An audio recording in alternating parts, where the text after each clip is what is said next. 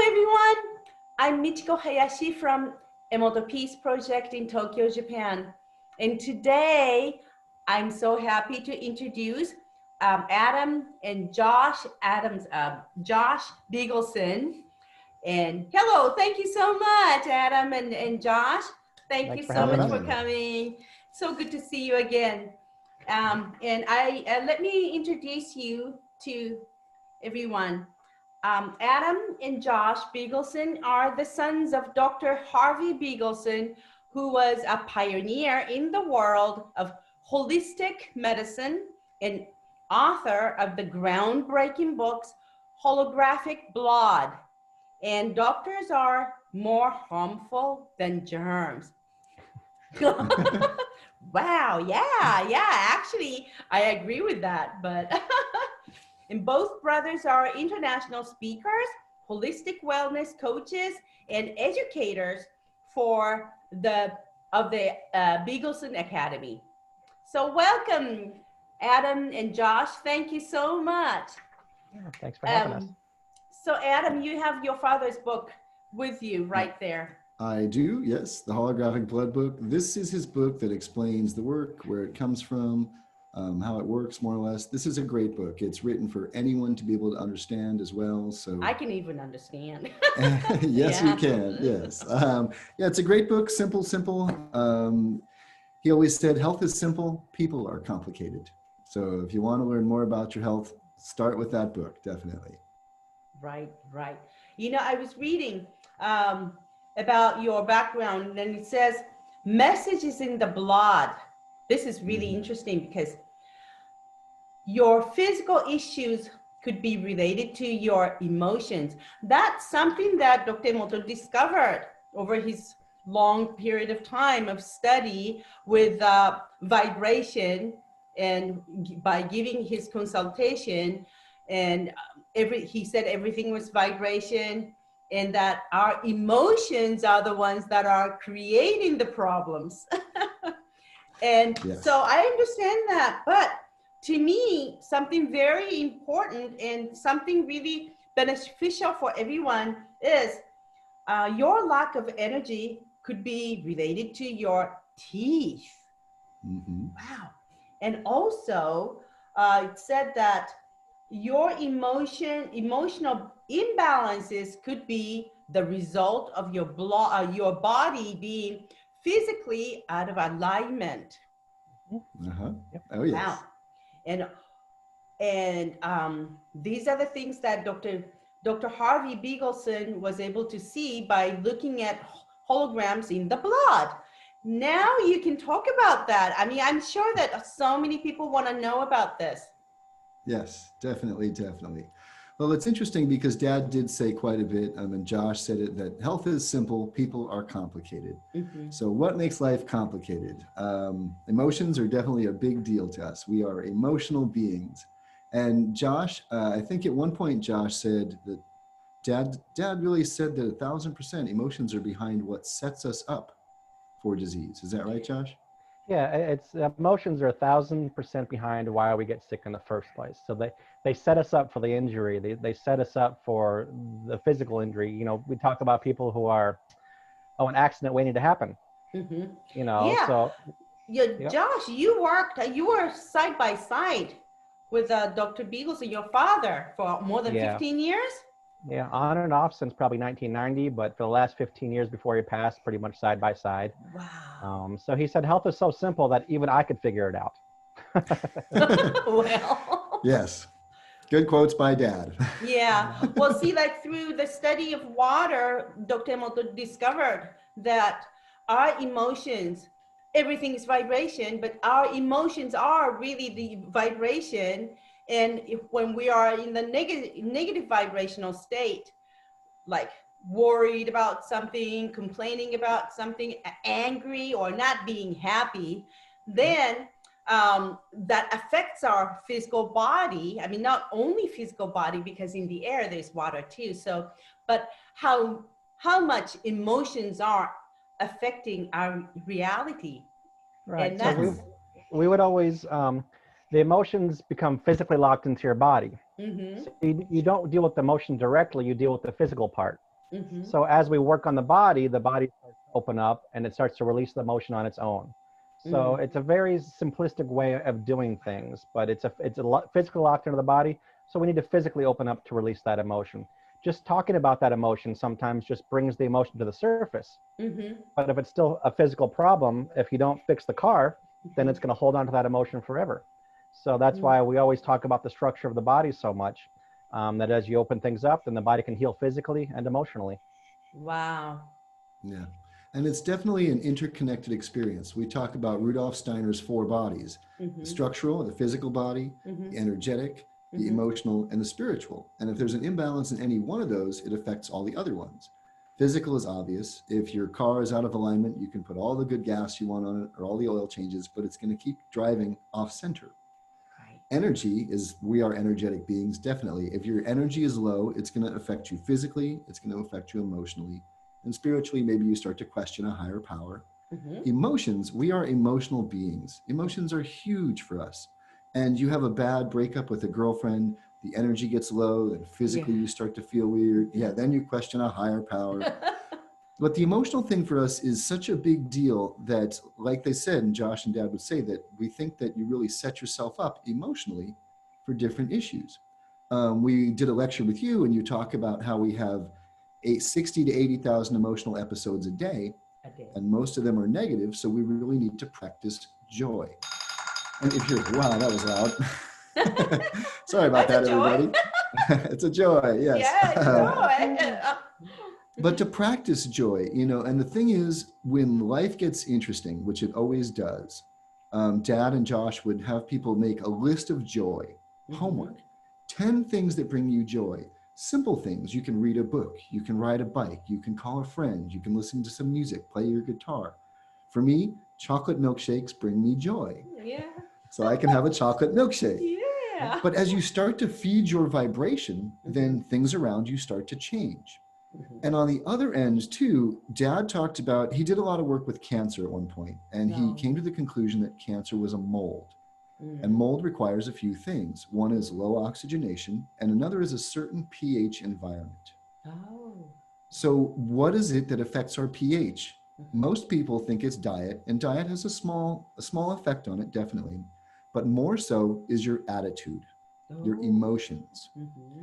All right. Dad worked with a guy at one point. He would put a pH meter in someone's vein, and he would say, he'd come in with the chart, and he'd say, the results of the tests don't look good today, and the pH would spike. And then he would say, oh, I'm sorry, wrong file, everything is fine, and the pH would go down. So stress is such a big deal for us. It adjusts our pH. We all know that stress is not really good and it's affecting us. But I mean, like that, you can really see it, you know, with the number goes up and down. Yes, simple like that. And stress it's not a bad thing because it'll help us rise to the occasion sometimes, but constant state of stress. Josh can tell you about the whole idea of sympathetic versus parasympathetic, and how stress can put us in a different mode. And where are we supposed to be? You know, how do we get into these places where we can heal? You're going to either rest and recuperate or fight or flight. If you're in stress mode all the time, that's going to affect your health. So getting joy is important. Another question we ask people, go ahead, Josh. Yeah, I'll ask the question. Yeah, if we're in sympathetic mode, sympathetic is fight or flight, basically, like Adam was saying. So we don't heal in sympathetic mode, we heal in parasympathetic mode. So now going back to the pH, our diet controls only about 2 to 5% of our pH, right? Our pH is actually regulated by our kidneys and our lungs. I see. So now we certainly align more so with Eastern philosophy, and there's different emotions associated with different organs. Exactly, yes. So our lungs are grief, and our kidneys are fear. So it's our fear and our sadness that are controlling our pH most of the time. Right. So and liver is anger. Absolutely. Oh, yes. Spleen is a big one. Spleen for people who worry all the time. Now, if the structure of your body is out of alignment, it's going to pull one way, and it's going to put pressure on these organs. Right. So if I'm pulling down towards my liver, now I have problems processing my anger. Right. If I'm pulling down to my spleen, then I'm worrying all the time. You know, pulling in a little bit, then I'm always dealing with grief. So what we do, you know, to go back to it is we don't deal with the emotion. We take pressures off the lungs so they can start to clean themselves. We take pressure off the liver so you can deal with the anger in a productive way. So that makes a big difference. before and after. Absolutely. Wow. Absolutely. It's the only way to really to release the root of that emotion. Sometimes just breathing exercises will bring you back into parasympathetic mode, and then you can start to rest and recuperate and rejuvenate from there. But very important to take care of the alignment, to take pressure off those organs, so now you can deal with your emotions in a much more productive way. Right, you got it. And we can have pressure on the organ is one thing.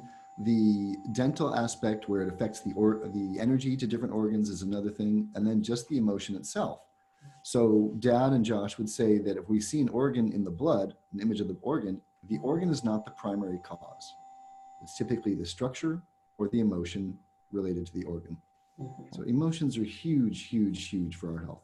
Yeah. And that's, you know, one of the other questions Dad would ask people is, if you could be anywhere in the world right now, doing anything at all, and money is not an object, where would you be and what would you be doing? And Michiko, can you answer that question? Is there someplace you, I would love to be in Hawaii and be just sitting at the ocean, enjoying the beautiful ocean and the weather, and, you know, having fun with all the friends and everyone. You got it. Nice. Well, the cool thing is when you think about that, sometimes you get that sigh of relief. That's releasing some grief. It's actually a good thing, you know, and we know about the placebo effect in the mind. If you meditate and go there, that affects the mind, that affects the body. That's a good thing. A lot of people can't answer that question. Right. You know, they're stuck in so much stuff that there's so much noise going on, and they focus on so many things that they can't really focus on, wow, what is it that would make me happy? Where can I go? And I think right now, with the way the world is, this is a really important tool for people to have and practice. Yeah. You know, I mean, for people watching and listening, stop for a moment and really think about, wow, if you could be anywhere doing anything, how great would that be? Where would you be? What would you be doing? And just breathe into that for a moment. We can see the change in your blood when you do things like this. Definitely. And it makes you feel better. It's so important for the healing process, especially for people who are going through really chronic disease and chronic health issues, that they have to know that there's a light at the end of the tunnel, and they have to know what they want to do when they start to get better, because so many of them, that's what their world is they're sick. And Dad always would say to some people, because on occasion you get somebody who doesn't want to get better. It's very rare, but he would ask them, you know, what do you want to do when you feel better? And a lot of them couldn't answer the question because they were so caught up in the sickness. Oh, I see. And he would tell them, you're in perfect harmony with your disease. And you don't want to be in harmony with your disease, right? Right. Right. You don't want to wear that as a badge, you know, that I have this sickness, you know. So it's really interesting. You have to know what you want to be doing as that path to wellness gets better and better. Because if you don't know where you're going to be when you come out, or where you want to be, you kind of get stuck in the muck a little bit. But you know, to me, if I had cancer, I mean, my father passed away from cancer. And when I discovered that he had a cancer, it really shocked me.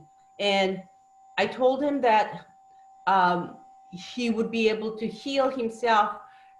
I mean, not following his medical doctor, the Western medical doctor in Japan.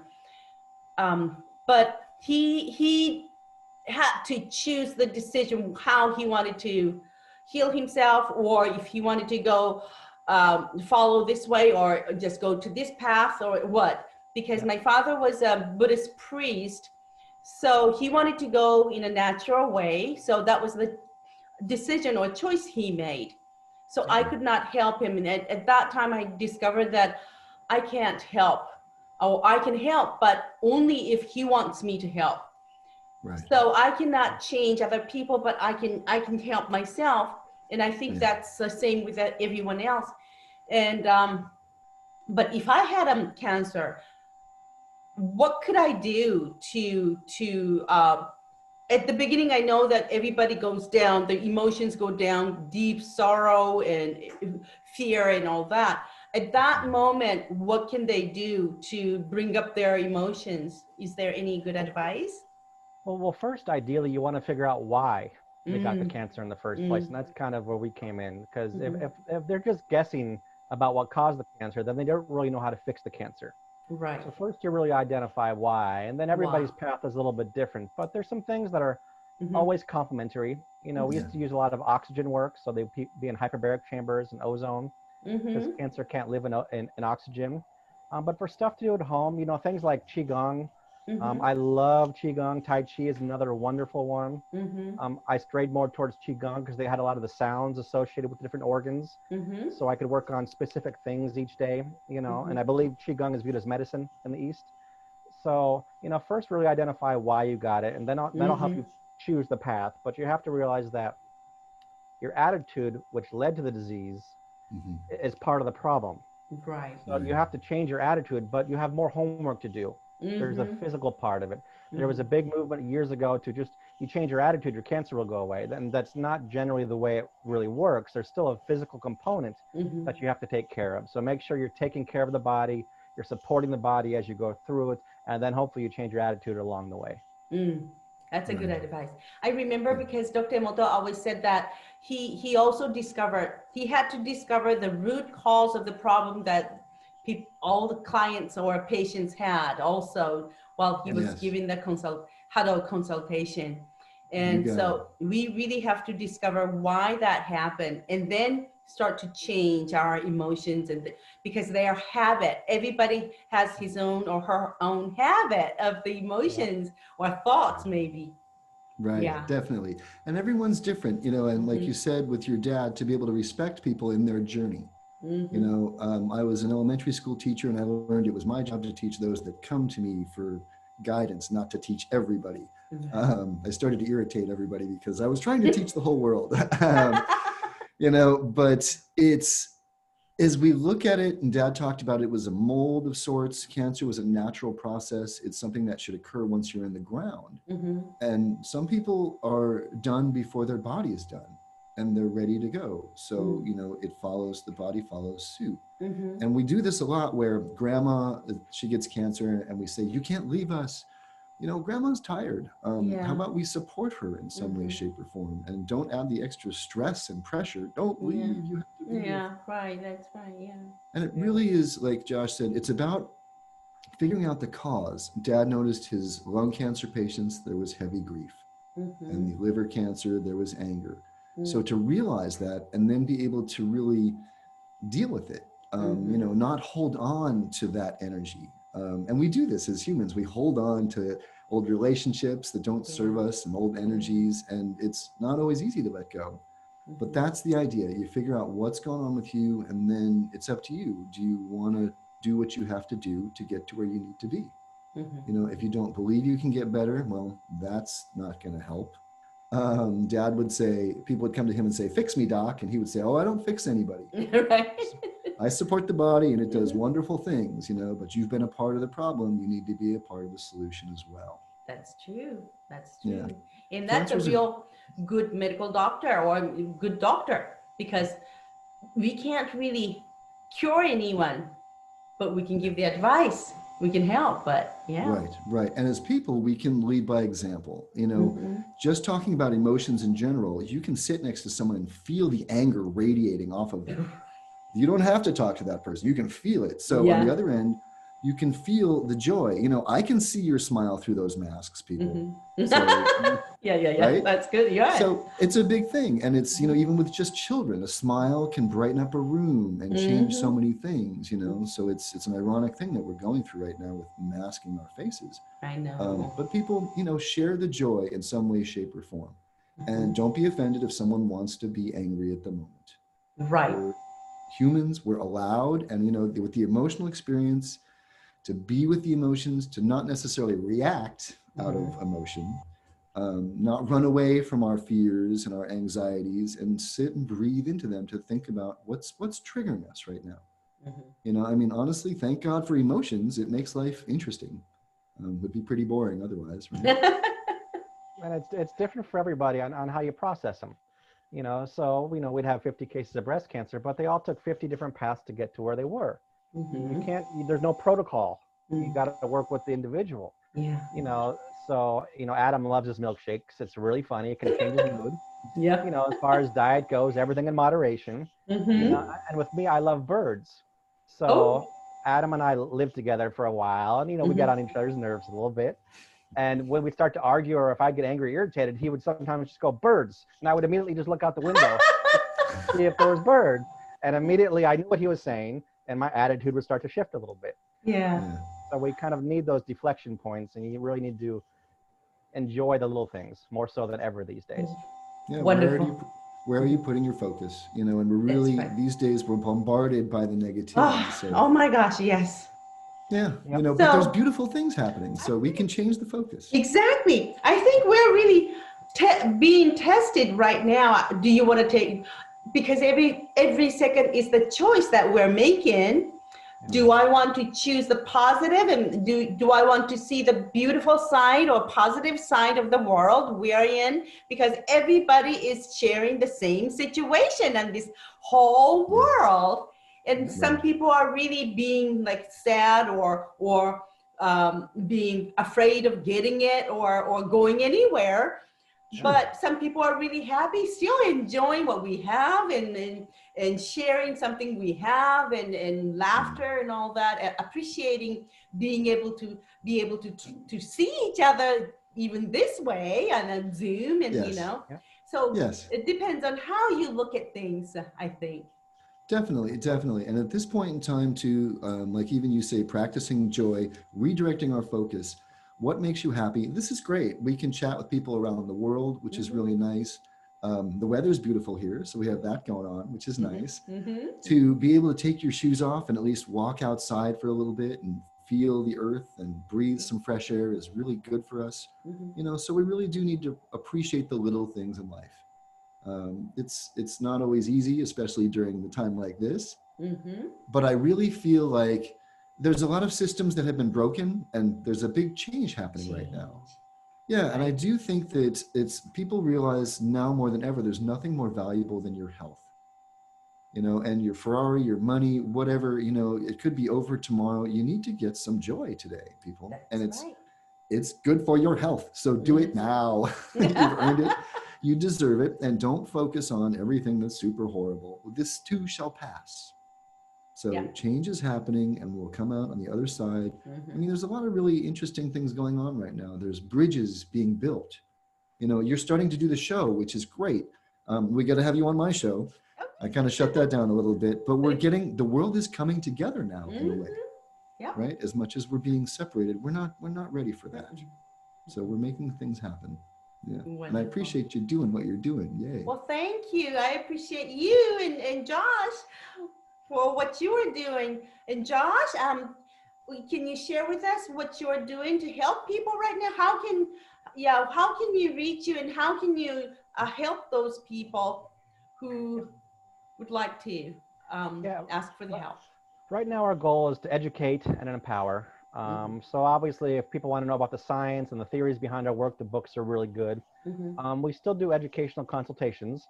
So we can do those in a few countries right now. We can do them in the United States, we can do them in Mexico, and we can do them in Spain as well. And what people are doing is they send us a drop of blood in the mail. We send them a kit. And then we read it with our microscope, and we give them a whole reading on what's going on in the body, and some basic directions on things they can do in different modalities and therapies that can help them. But what the blood does is it's really nice. One, the blood eliminates my brain from the equation, because all I'm doing is reading what their body is telling me. Right. And I'm putting the puzzle pieces together, and it's just very, very straightforward. So, you know, people are looking for the cause of their illness, and the cause of their illness is not a bacteria. The cause of their illness is not a germ. You know, there's something going on internally that's creating a stagnation. And that's what we have to figure out. There's a focal disturbance we have to figure out. The bacteria is there to help us. It goes totally against the brain with what's going on. We're living together with bacteria. Our body creates our own bacteria to clean up the soil. And if we don't if we don't fix the stagnation, what happens is the bacteria then creates a fungus. So, and it's just like a mushroom. Mushrooms are drawing toxicity out of soil, and the body is now creating a fungus to draw the toxicity out of the cells and out of the body. So we need to start living symbiotically with our body and stop attacking it. No anti-inflammatories, antibacterials, antifungals. Nothing in nature is anti. Right? Beautiful. I love that, because nothing in nature is anti. And I totally agree with that. And Yeah. so when we are talking about COVID-19 also, we're making it anti. But when we, you know, I shouldn't really say this, but I feel that people, mainstream media is making it really, really enemy of humanity, but it's not really. Right. Because we've taken water crystal photos from COVID-19 itself. It's not as awful as like You Fool or heavy metal ugly music or anything. Sure. It was just Sure. a little bit misshapen, but it shows that it's not really that bad at all. But when we put the word together with fear, COVID-19 and fear together, that was the one that made really ugly form of crystal. And then after that, we took this fear out of this fear out of this word, COVID-19 and fear, and replaced with love and gratitude. Sure. Then it just made such brilliant, beautiful crystal. So that really shows. Absolutely. A virus is not contagious. Fear is contagious. Exactly. Yes, you got it. That's a big deal. And Dr. Emoto, he was such a big proponent of words are power. And even if we're taking natural substances and calling them antibacterials, we're taking some of the power away from these natural remedies. Exactly. Because there are good ones, so many good bacteria that we really need. Yes. They're helping us, and we are really killing them also, and we don't want to kill anything. You got it. And I don't believe in the notion. Yeah, I don't even believe in the notion of bad bacteria. No. Right? No. This is pure life, and the body's creating it to help us. Exactly. You know what? What I always say is, when all humans were born, no one was born to be a bad person. It was because of the environment they were brought up. Some people become to do something really bad because that's the environment that they had. But no one was born to be originally to be bad. Yeah, so that's the same as everything, all beings. You got it. And with the terrain theory, you know, a basic botany student knows if a plant is diseased, it's because of the soil that it's in. So these days, as we get sick, it's the terrain. It's the terrain of our inner body. It's the mind, body, spirit experience all the way around. Words are power. We need to use those good words, the thoughts. We're human, so we can, you know, think negative thoughts and allow that and not react out of it, and then redirect the focus. And let's focus on a balance to live symbiotically with each other, with the earth. It doesn't have to be so complicated. It's almost time. So, okay, now it's giving me the announcement. It's almost time. So, would you like to give out your contact address or something? Yeah. Yes, the website is thebigelsenmethod.com. B as in boy, IGELSEN. Feel free to check out our information. We have a few lectures online. The book is awesome if you want to learn more about this. We'll be doing a terrain theory online course soon, a consultation, 1 drop of blood.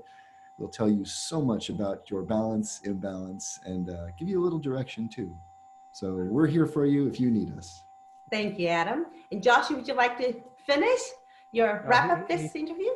He said it perfectly. You know, Dad always talked about the KISS principle. We keep it simple, stupid. All right. So we want to simplify things. You know, so you support your body, you support yourself internally, and things will start to work a lot better. And we need to start taking life a little less seriously than we are. Yes. That's right. List of joy, people. Homework. Enjoy is enjoy. Enjoy your life. Well, thank you so much, Josh and Adam, for coming today. And I will see you again. I will just send you this link later on. Okay? Perfect. Thank you very much. Good seeing you again. Good seeing you too. Thank you. Bye. Thank you so much, everyone. And that was Adam and Josh Bigelsen. Thank you.